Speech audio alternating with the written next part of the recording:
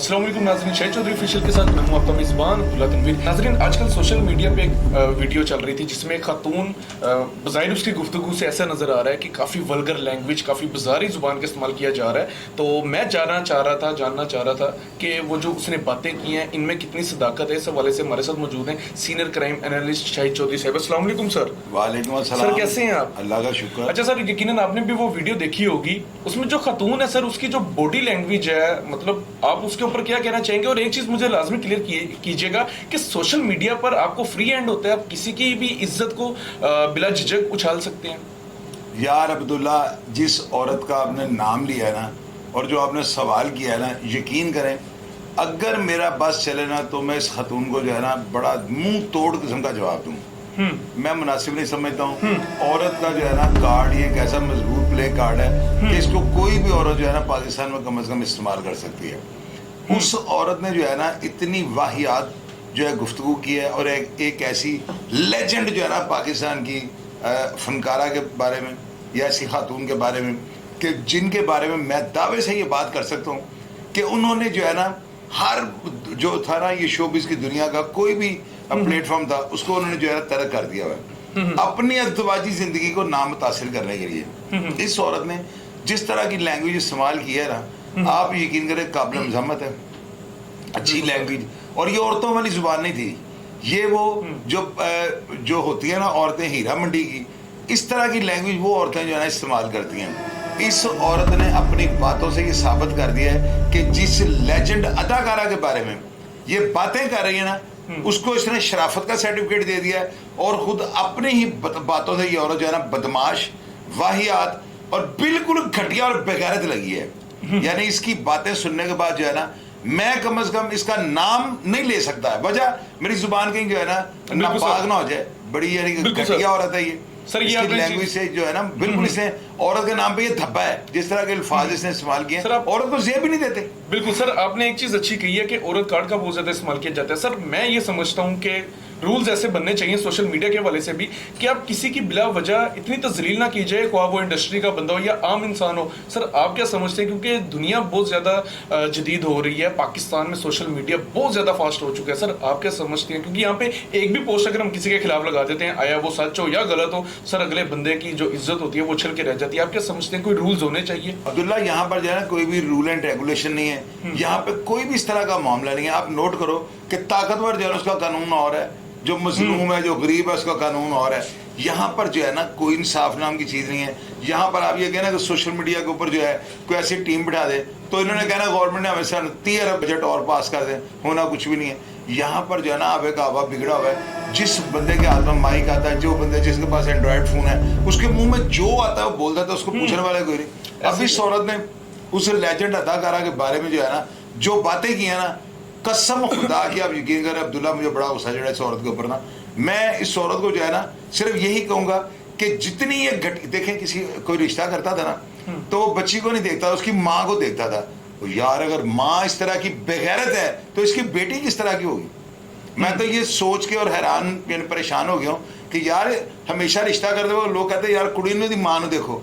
अब इसकी माँ को अगर देखें तो उसकी बेटी किस तरह की होगा, अब इस चीज का अंदाजा लगाएं। ये बिल्कुल सर। अच्छा सर, कहा जा रहा था सोशल मीडिया पे, वो कमेंट्स में पढ़ रहा था उस वीडियो के कि ये पाकिस्तान के एक मारूफ टीवी होस्ट हैं जिनको पाकिस्तान के साथ इंटरनेशनली तौर पे बड़ा सराहा जाता है, उनकी काफी फैन फॉलोइंग है, इनकी सास भी रह चुकी हैं। यार वो बंदा भी जो है ना, कल उसका मैंने देखा है वीलॉग, उसने भी आगे ना खुद से जो है प्रोग्राम किया है। उसने भी अपनी जो साबिका अहलिया है ना उसके बारे में बड़े तारीफी कलमात कहे हैं।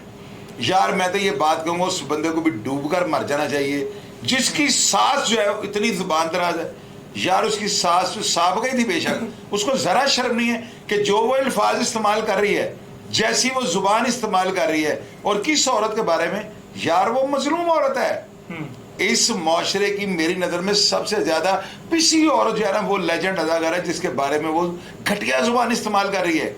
और वो औरत जो है जिसके बारे में यानी जिस फनकारा के बारे में ये बातें कर रही है, आप यकीन करें मैं हैरान परेशान इस बात पे हूँ कि वो अभी तक खामोश क्यों है, वो क्यों इनको जवाब नहीं दे रही। अच्छा सर, वो आपने एक वीडियो रात को ही अपलोड की थी माजिद बशीर और नरगिस के दरमियान जो भी मामला आए थे, उसके बाद सर आपने वीडियो डिलीट कर दी थी। लोग पूछना चाह रहे थे, मुझे स्पेशल कहा था कि सर से लाजमी पूछिएगा ऑन एयर कि सर आपने ये वीडियो डिलीट क्यों की थी। यार ये वीडियो मैंने इसलिए डिलीट की थी कि जो नरगिस साहब है ना, मैं उनकी बड़ी रिस्पेक्ट करता हूँ और मैंने उनसे जो है रब्ता किया। उन्होंने जब मुझे ये कहा ना कि शाहिद भाई मुझे आपसे ये उम्मीद नहीं थी, आप भी है ना हालात के बरक्स जो है ना इस तरह की बातें करेंगे, मुझे बड़ा दुख हुआ शाहिद भाई। तो आप यकीन करें अब्दुल्ला भाई, मैंने उनको होल्डर खवा कर मैंने कहा था बाजिया फ़ोन बंद करें, मैं भी 2 मिनट के बाद वीडियो डिलीट करवा देता हूँ। मैंने उसी वक्त वीडियो डिलीट करवा दी, हालांकि उस वीडियो में कोई ऐसी बात नहीं थी, लेकिन फिर भी 1-2 फिक्रे मैंने ऐसे कहे थे उनके भाई खुरम के बारे में, जो बाद में जब मैंने सुने ना तो मुझे एहसास हुआ कि मैं अगर चाहता हूँ कि माजिद भाई की और इनकी आपस में कंप्रोमाइज़ हो जाए, दोबारा इनकी ज़िंदगी की खुशियाँ बहाल हो जाए, तो मुझे सबसे पहले बाजी नरगिस को जो है ना उनको राज़ी करना पड़ेगा। इस वजह से जो है ना मैंने फौरी तौर पे वीडियो डिलीट कर दी और 3-4 चैनल जो मैंने बाहर इंटरव्यू दिया था वो भी मैंने उनको रिक्वेस्ट करके डिलीट करवा दिया। क्योंकि सर ये जो वाकयात हुए हैं पिछले दिनों मैडम नरगिस के हवाले से, एक तो उन्होंने सोशल मीडिया पर आके कोई भी काउंटर अपना पैगाम नहीं दिया, लेकिन दूसरी तरफ माजिद बशीर के खिलाफ उन्होंने एफआईआर भी दर्ज करवा दी थी, लेकिन सर कोई भी उन्होंने मीडिया पे आके लबकुशाई नहीं की। क्या कहना चाहेंगे सर? अब्दुल्ला, मैं इस पर ये कहना चाहता हूँ, देखें मैडम नरगिस जो है ना उन्होंने यहाँ पे आगे इतना कुछ ज़बरदस्त मैसेज दिया ना कौम को। उन्होंने कहा है यानी कि मैं जो मेरे से उनसे बातें हुई हैं उन बातों में मुझे तो यही महसूस हुआ है कि उन्होंने जो कहा है ना, उन्होंने यानी कि जो एफआईआर कटवाई हुई एक अलग चीज़ है, लेकिन उनसे कई लोगों ने ये पूछा कि आप बताएं माजा साहब का फ़ोन नंबर आपके पास है, उन्होंने वो भी नहीं दिया। किसी ने ये पूछा कि अंदर के हालात क्या हैं, तो उन्होंने जो है ना मेरा जो अंदाज़ा है वो ये है कि उन्होंने इस वजह से ना, क्योंकि माजिद बशीर साहब की 4 बेटियाँ हैं, तो उनके सीन में ये बात है कि वो बेटियाँ मेरी बेटियों की तरह है और माजा साहब ने उनकी वफादारी पे किसी किस्म का शक नहीं किया, उनकी जो है लाइफ के ऊपर कोई उंगली नहीं उठाई, उनके करैक्टर के ऊपर कोई उंगली नहीं उठाई। तो मुझे ये लग रहा है मैडम नरगिस जो है ना उन्होंने ज़िंदगी में बड़े निशेब फराज देखे, उनके साथ बड़ी जुल्म, बड़ी ज़्यादतियाँ, बड़ा कुछ उनके साथ हुआ है। मेरी नज़र में तो जो है ना मैडम नरगिस ने ये जो है जानबूझ के जो है बयान नहीं दिया।